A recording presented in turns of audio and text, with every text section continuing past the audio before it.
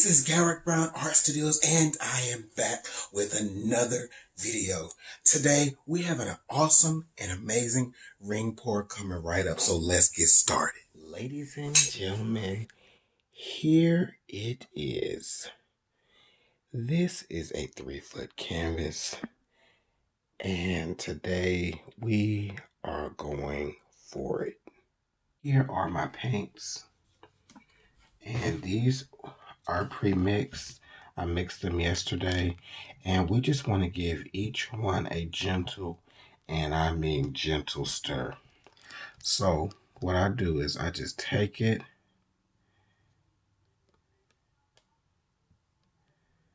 just gentle. We want to get the paint flowing.